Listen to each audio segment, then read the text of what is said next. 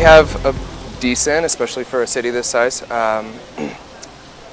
public transit system, but it definitely misses some parts of the community that need it the most. In our first half hour, you heard from Fort Collins residents talking about the challenges they face in the city, including transit equity in underserved neighborhoods. Now we're learning Transfort is facing service cuts blamed on staffing shortages and a funding gap. Denver 7's Adria Irahita is digging into what this means for riders who depend on this system every day.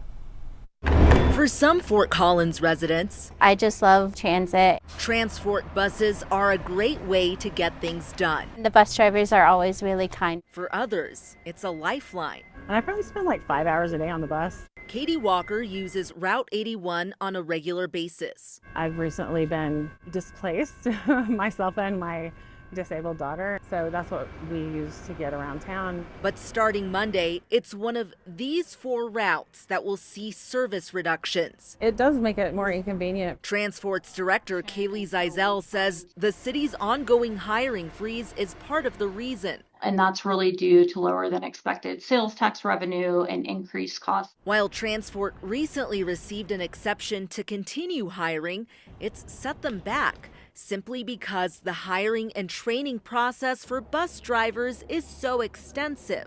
We typically run a class every 8 weeks, and we've missed, I would say, probably 2 to 3 classes. She adds operating costs have doubled since 2019. The biggest drivers in those expense increases are personnel, fuel, maintenance, equipment. Transfort is now working on an optimized service plan. We've also been just really combing through a comprehensive data set, ridership, transit propensity, trying to mold all 3 of those things together to form the principles or the priorities that will help shape our future networks. Part of it has been gathering public input from riders like Katie. I know they were doing surveys on the bus. And while change is never easy, I know they're doing the best that they can to accommodate everybody's needs and probably their budget too. In Fort Collins, Adria Irahita, Denver 7.